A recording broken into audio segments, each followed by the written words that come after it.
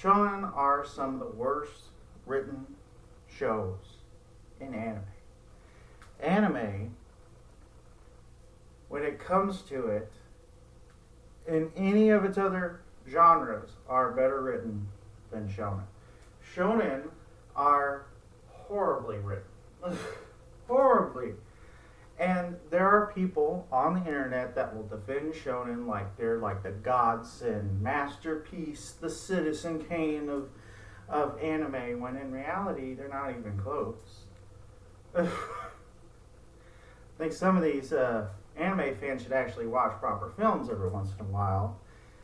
Maybe watch some classic retro films, or maybe just good cinema in general, and realize that a large percentage of Western movies kick the shit out of a large percentage of shonen. And that's just not because of my elitist attitude. It's because shonen are terribly written. And it's mainly due to the fact that they often just do the same cliches over and over again, copy paste the same bad elements over and over again, and it's become very cliche. It's not like superheroes. Superheroes are in their own universe. There are several universes in anime, which often does create really good stories. Self-contained stories are typically better. But when you have such similar worlds and power mechanics and power systems that do a lot of similar stuff, there's a point where maybe it shouldn't have been made. A lot of the problems come with Dragon Ball. And a lot of course, anime fans want to derive certain tropes or what we call cliches within the genre. First of all, Super Saiyan is plot convenient. And this is objective, because what is convenient is obvious. Yes, it is foreshadowed, but it comes at a convenient time and place. And guess what? Characters have died in Dragon Ball. Characters have died within this series, and Goku did not go Super Saiyan. Even when they couldn't be brought back to life. Like, of course, the whole point of going to Namek was about these characters not being able to come back to life.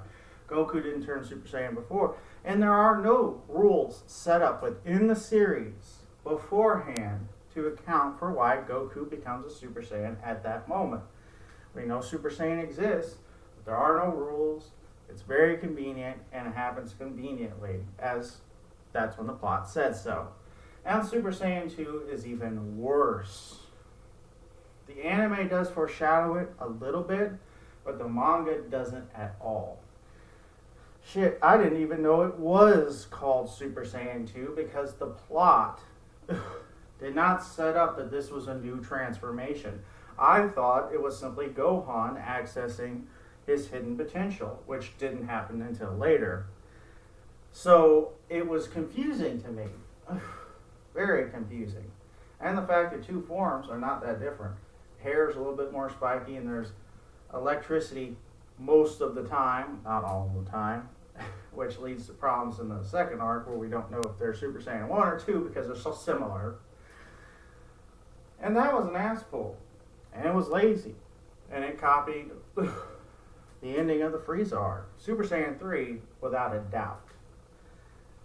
Without a doubt is an ass pull. Not only did it contradict earlier moments because Goku could have shit stomped Vegeta, but of course he doesn't. And of course Super Saiyan 3 comes out of nowhere and doesn't do anything. It doesn't accomplish anything. And ultimately it just gets worse. And this is something that happens a lot in shows like Naruto. Naruto is a very supremacist show, and most people will not admit that it's a supremacist show because they're going under the idea that Naruto is still an underdog that was set up at the beginning of the show, which he is not. We learned that Naruto is the son of the Hokage, the reincarnation of Ashura, one of the sons of the Sage of Six Path, I believe. I might be wrong on that. I haven't watched Naruto in a while or read the manga. But he also gets the most powerful Biju, the nine-tailed fox, and he is born with an abnormal amount of chakra. This chakra is special, allows him to suppress the Bijus, which is the reason why his mother and he were Jinchuriki in the first place. Also, the fact that the story literally says in the early volumes that Naruto is so bad at controlling his chakra that the only reason he can even activate most of these jutsu is simply by just powering through them. Just having so much chakra, he can literally just power through the jutsu and make them work. This is set up in the early volumes of the manga. And this is after Naruto had already trained to do chakra control under Kakashi in the land of waves. So he had already done training to control his chakra and was still so bad at it that that ultimately he still had to train more to control his chakra even more so. And the reason he is able to do anything is simply because the plot just gives him fucking plot advantages. Remember, Neji kicks his ass for most of that fight. And the same thing happens with Kiba, where Naruto gets like one lucky shot in and wins. That's really it. Because even with the Nine-Tailed Fox's power, Neji reflects it, and Naruto has to ambush uppercut him, which could only work if Neji was completely out of chakra and couldn't use the Bakugan to see Naruto sneaking up from below. Because if that wasn't true, then guess what? He would have seen Naruto sneak up, and Naruto would have never hit him. And Kiba, it's like he suddenly decides to use his clones because on his own he got his ass whooped. He would perpetually get his ass whooped. And that ultimately, yeah, what defeats Kiba is literally him just using his clones and, you know, basically just teamworking Kiba. And that's really it. Yeah, most of the strategy was just him using his clones, which is what he did previously. The only reason he even beat up Haku is because the Nine-Tailed Fox just, you know, decided to, you know, save him. It's a recurring event in the story where Rock Lee actually personifies the real underdog. Shit, the 8 Gates is basically Rock Lee's and my guys, you know, Biju, Nine-Tailed Foxes. And the fact that Rock Lee and my guy do not have any skills with ninjutsu or genjutsu. Unlike Naruto. Naruto can use these things. He's just super bad at them. He knows one good technique and his clone jutsu, which helps him form the Rasengan, the Rasen Shuriken, and that's it. That jutsu is his best because it allows him to do all the other jutsus to a certain degree. Except the summoning jutsu, which is just a contract with a toad. And that essentially is just him having a bunch of chakra. But most of his jutsu are due to him being able to spam clones. And he's even mostly taijutsu. He mostly uses taijutsu. See, Rock Lee could probably learn the Rasengan if he really wanted to. Like, as I said, it seems to me that, as I said, this is a supremacist show because almost everyone who wins because they were either gifted something or because they had genetic Kekkei Genkai that allowed them to win. And it's hilarious that Mike Guy and Rock Lee basically lose when they are the real underdogs, whereas Naruto, who's been given everything in this show and is even the chosen one of prophecy, and Sasuke, the genetic, I come from the clan with all the bullshit superpowers, are the ones that actually succeed. And actual fact is, if you don't have the bullshit genetics or have been gifted some bullshit, you cannot succeed at all. You have to inherit your skills from your father or be gifted something. It's hilarious how underdog it really is. How predetermination, genetic supremacist viewpoint it has. I doubt Kishimoto's smart enough to realize it.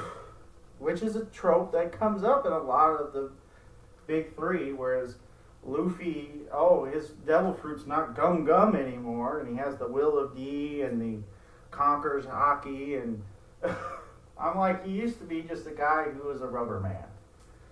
And it just, oh my god. Now he's, another special snowflake. Of course, Ichigo, he's half Hollow, half Soul Reaper, half Quincy, and he's a full bringer as well. He's everything.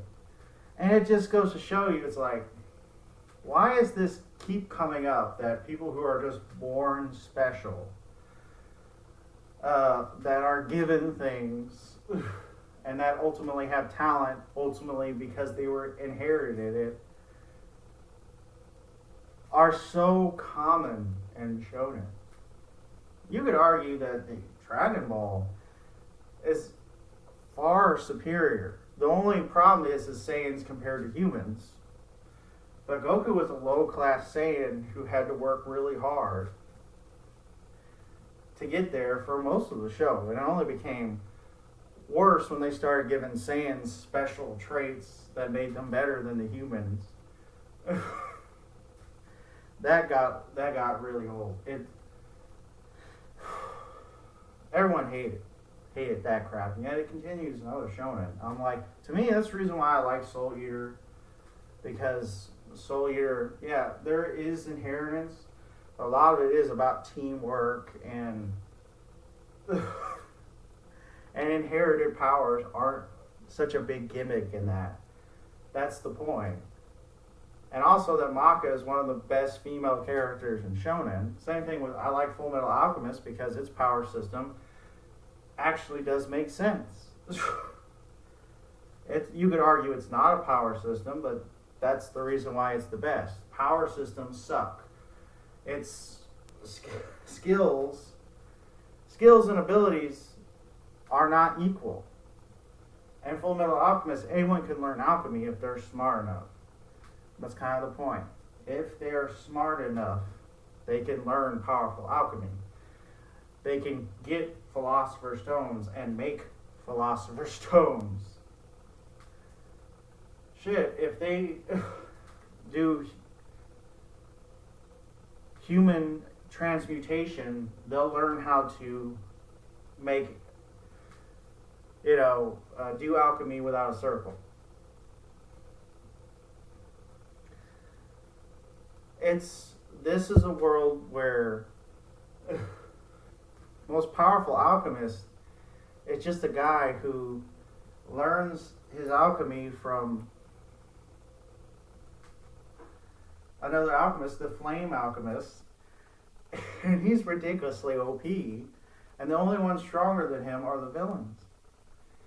I mean, he could fry most of the homunculuses pretty easily, actually, just with his flame abilities. And he's not a special snowflake. I mean, there's a point where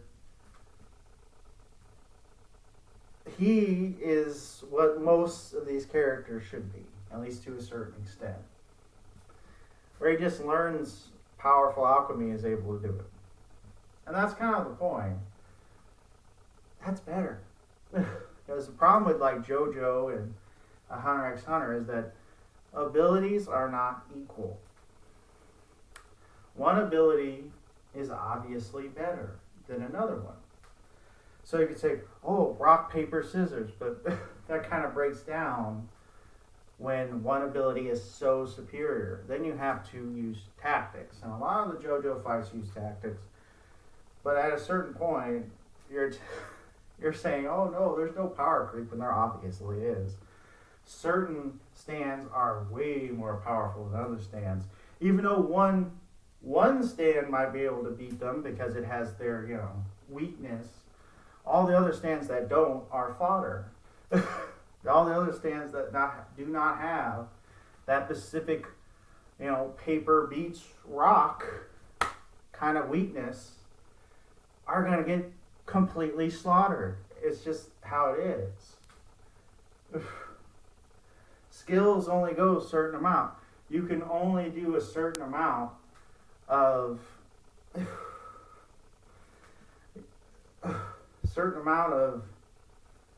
balance when it comes to it, because some skills are just going to be better than others.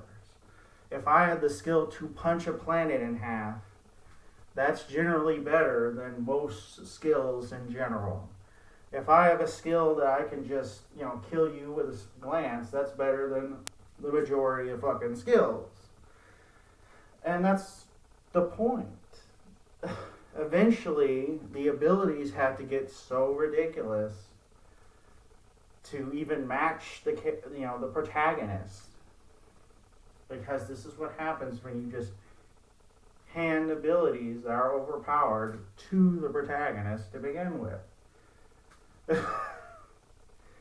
This is a problem even in ancient times with Greek myths, where the hero would just be given things in order to win.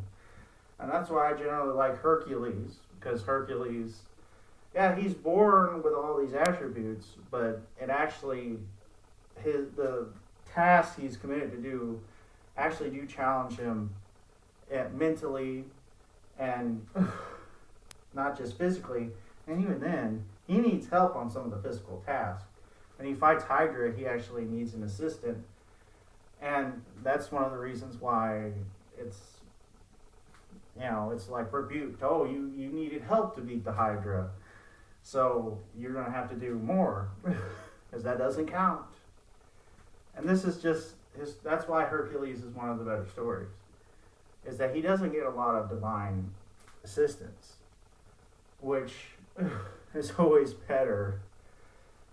And that ends in a tragedy where he literally kills himself to relieve himself of the pain, because he accidentally gets infected with Hydra's venom. That's a different story altogether, but there's a point where stories just end anticlimactically, like in Hunter x Hunter. A lot of the arcs in Hunter x Hunter happened to end very anticlimactically, or to subvert your expectations, which happens a lot in shonen. I think like one of the best endings in that show is in one of the worst arcs, Greed Island, where Gon actually has a plan and it works. It works.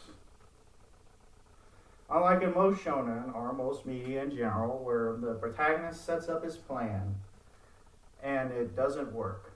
And this happens so much. Goku versus Frieza. Goku uses a spirit bomb, it fails. Then he has to become Super Saiyan. Almost every strategy fails the majority of the time. Remember, the spirit bomb was set up in the Saiyan arc. It doesn't beat Vegeta. It doesn't beat Frieza. And it took until the Majin Buu arc where it actually succeeded. Because shonen had this problem with setting things up, and ultimately, that doesn't do anything. The Kaioken almost never defeats anybody in the original run. And that was also set up in Saiyan arc. Goku doesn't beat Vegeta. It's the teamwork of Krillin, Yajirobe, Gohan, with of course Goku's help in weakening Vegeta and ultimately gathering the Spirit Bomb, which Krillin and Gohan use to weaken Vegeta. But ultimately, this is the problem when it's a subversion of expectations. Basically, oh no, we have this strategy, oh no, we have this plan, and then it fails. The villain is strong, and the hero has to pull his way to victory. This happens to Yu Hakusho quite a bit, where you see Yusuke either lucking into a victory or through what I call horrible leveling up fights where the fighters will level up and then, oh no, this is only 80% level up, like Tagoro versus Yusuke, which is one of the worst fights in shonen. It is horrendously boring because it's just a back and forth where one guy will level up and then the other guy will level up above him and then the other guy will level. It's horrendous. Horrendous. And it's probably one of the worst endings of that arc in and of itself. I hate it. The reason why Yu Hakusho is so celebrated is mostly because like Harama and Hiei fights. Because a lot of them are actually really good fights. Harama is a very tactical fighter. And Hiei often just powers through his, opponent. And Yusuke, when he does that, it's just generally better, because sometimes it's just a good thing for the hero to win. Sometimes it's better that the hero just beats the bad guy and beats the shit out of him. And this is the problem I have with a lot of terrible narratives where the hero doesn't just beat the shit out of the villain. And I'm like, this is a problem with shonen. Whereas to me, like Fist of the North Star, I love when, Kenshiro just beats the shit out of henchmen. That's the enjoyable part of the show. It's schlock, and I enjoy the hell out of it. There's nothing wrong with a good beatdown, or something to make the hero and villains even. Those are the best types of fights, because then the hero has to either be more gritty and he has to have more will to win, or he has to be smart and clever. Problem is, a lot of these writers aren't smart and clever. I mean, Naruto sets things up in the early parts that never pay off, and that certain things are never come back to, retcons a bunch of stuff. Remember, like, the third Hokage beats the first and second Hokage in, like, the early arcs of Naruto while fighting Orochimaru. And we're supposed to believe that the first Hokage is a big threat later on. Like, the first Hokage is super powerful. Or Madara is super powerful. When the early arcs proved that the third Hokage, as an old man, can beat these characters fighting in unison with Orochimaru. Basically, the third Hokage should be able to shit-kick Madara's ass, but because of terrible retcons and terrible writing, we get the War Arc, what I call the Troll Fest, the final arcs of Naruto, where it basically goes from Obito, which was a horrible reveal, to Madara. Oh, Madara's been brought back to life or whatever. Obito wasn't Madara. Oh. And then, of course, then Kaguya shows up. And Kaguya is from the bamboo cutter, which you see in a lot of the anime mediums. And ultimately, this is not and should have not been here. Why is the bamboo cutter here? Because that's like Kaguya was in Inuyasha, the second movie, and oh my god, really, we're gonna put Kaguya show? That's hilarious. I bet people didn't get the reference or the fact that ooh, they're on the moon, which is a part of the bamboo cutter. She goes to the moon on the moon palace or whatever, goes back to it. But for reals, it's hilarious how bad these shows are, and yet there are walls of defenders. My first anime was Sailor Moon, and I consider it to be very average because a lot of times your first anime is not very great. I would say Sailor Moon is much better than Naruto. Naruto's a pile of shit.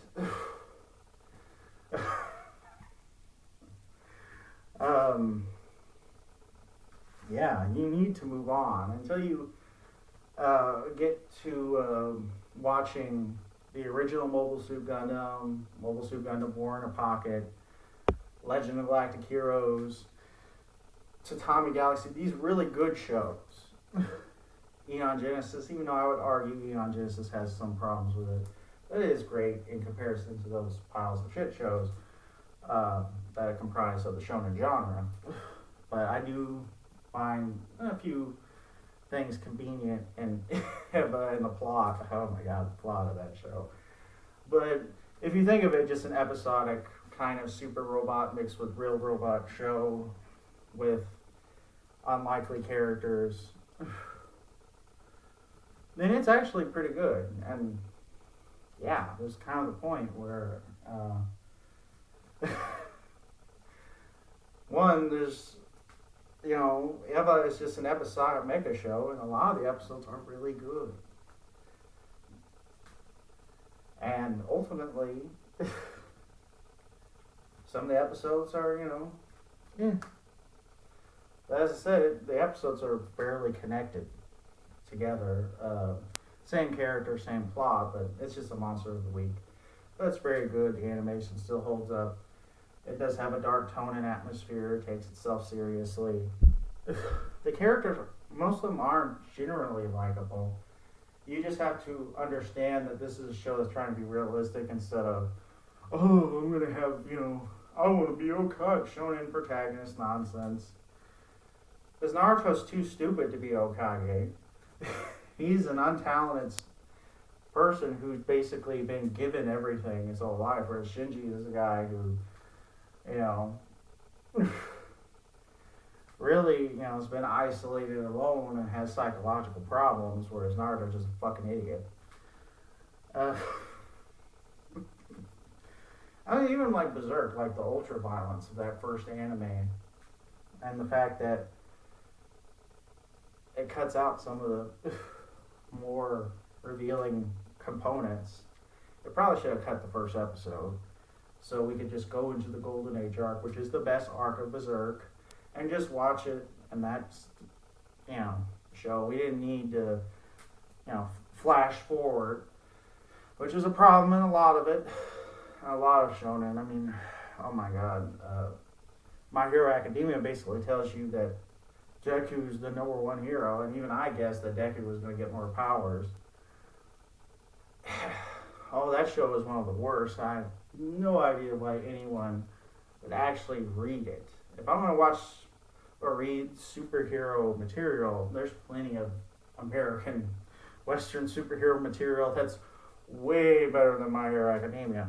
Watchmen, Dark Knight Returns, Sandman. Let me think. Any other? Kingdom Come. V for Vendetta. Or let's just say, let me look. I mean, really, the DC animated universe. Pretty much all of them. Let me think. Any of the old comics run in general from the 80s or 90s. in general, you probably get better stories out of the old Spider-Man than you would out of My Hero Academia. It is horrible. Horrible. It's like when I say like people shouldn't start One Piece, because it's just long and drawn out and it'll never amount to anything. Because it's true. I know stories that tell really epic scales and have much faster pacing than anything in One Piece. You can denote just a terrible writer about how long it takes them to write something. Like one of my favorite arcs, not arcs, some of my favorite pacing is in Legend of Galactic Heroes, where the arcs are maybe like 10 episodes long. And if if that, it might be even just a few episodes. And it does more in those few episodes and has faster pacing than most shonen, simply because the stories are quick, direct, to the point, and get it done. You do not need 1,000 episodes of anything, especially it's something that's supposed to have a story instead of just an episodic, comedy or something. So it's supposed to have a story. You don't need that many episodes or chapters or anything. You don't. Sometimes I feel like it's just like, oh my god, why would anyone start with shonen? And I'm like, shonen suck. Start with Gundam. Mobile Suit Gundam is a great mecha. Mecha are often far better because they deal with science. They're a lot more grounded in reason and logic. Of course, super robots aren't necessarily the best mecha to go into. You should probably go into a more real robot. And probably retro, because modern anime sucks. But that's the point. There's so many terrible shonen. I'm like, these shonen suck. They're bad. I'm like, go and watch something that is actually good. As me, I'm like, Lawrence of Arabia only has a few negative elements. Or To Kill a Mockingbird. Or even the original Alien. Or any of the classic great movies. And you realize, like, oh, shonen suck. I mean, I could watch Seven Samurai. I'm like, and go like, oh yeah, Seven Samurai, that's a masterpiece right there. I can't say that for shit like Naruto. Scale your ratings back. Because to me, anime like Sword Art Online getting a 7 on IMDb is sickening. That show is a 1 out of 10. It is terrible. It's about a Gary Stew who goes around Gary Stewing all the day. And that's pretty much the whole story. Oh my god, yeah, people either think that is good or average, and it is so bad. It is a terrible anime.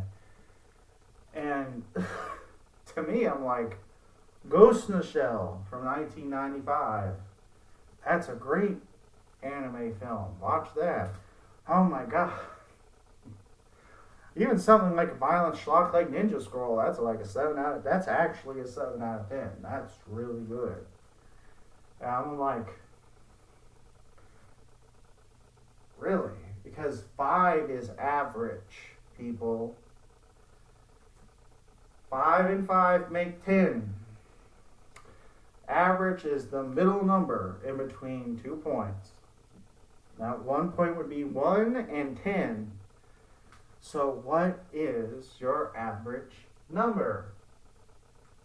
50.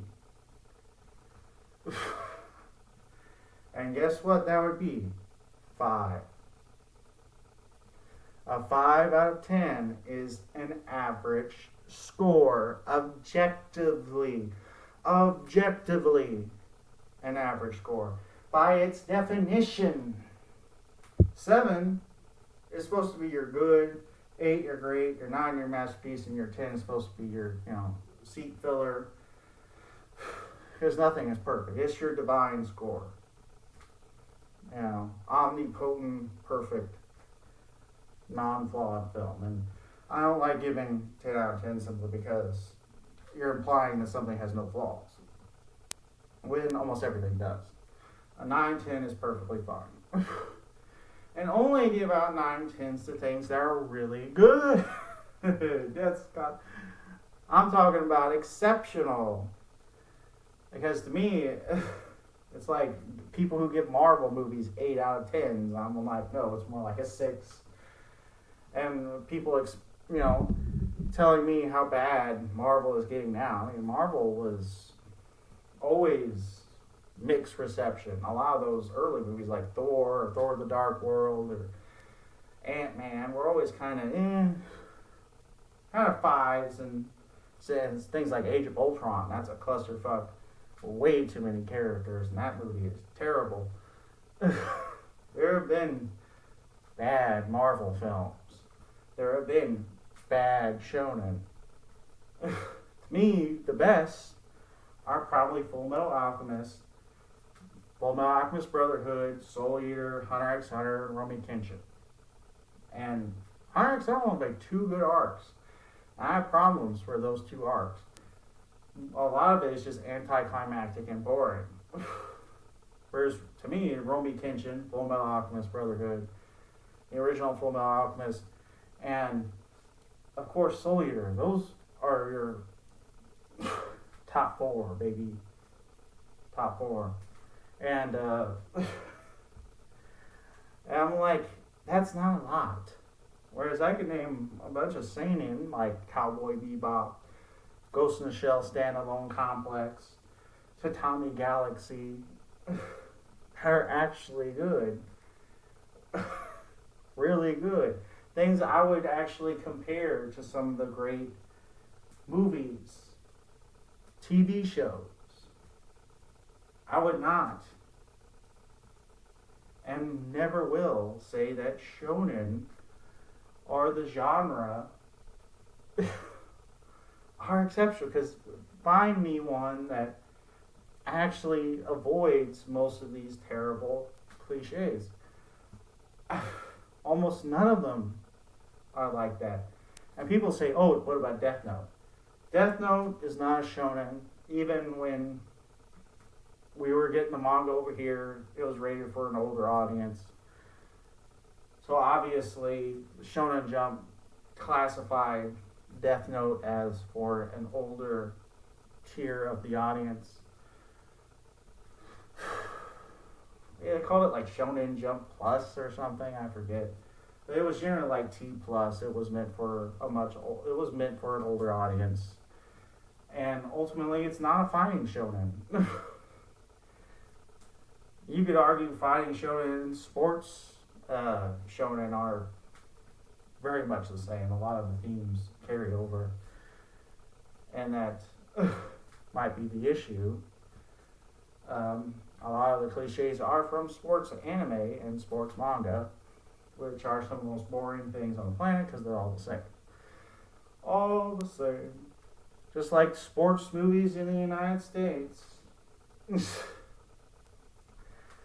That said, a lot of times, anime fans are not as culturally into films. Watch more classic films. Watch more things before you go and say, ooh, anime. And remember, anime are long-form storytelling. They will do things better than most films. But you have to consider things as a whole before you realize that. And also the fact that TV shows should be better than movies. Yet, most anime suck.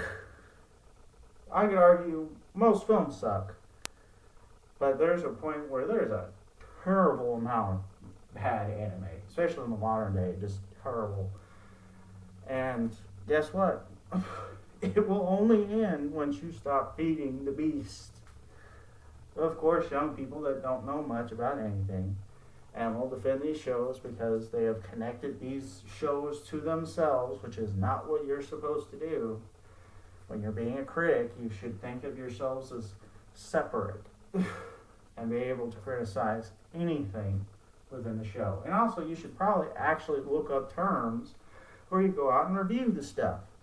Because there's anime reviewers are so bad in a lot of ways. It's like, and pretentious, inherently incredibly pretentious.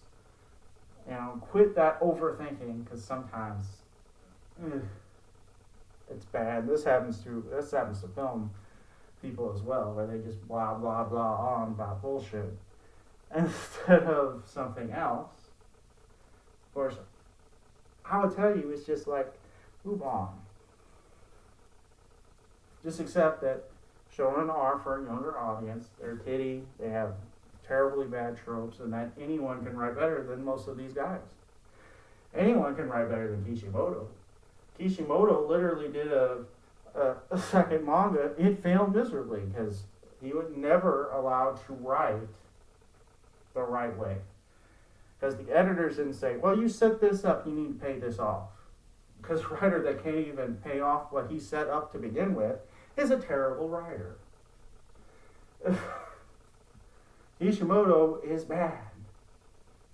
Also, the fact that Naruto literally stole things from other shonen, and that whenever he didn't have things to steal, the whole story devolved and contradicted itself constantly. There are idiots that think that Naruto doesn't have plot holes. Shit, the whole arc contradicts the Chunin exams. The whole Final War arc contradicts the Chunin exams. First of all, everyone should be beating Monodara's ass, because guess what? The third Hokage, as an old man, defeated the first Hokage, the second Hokage, and wounded Orochimaru on his own. On his own. On his own. And the first Hokage defeated Monodara. So, yeah. There's a point where bullshit. It's bullshit.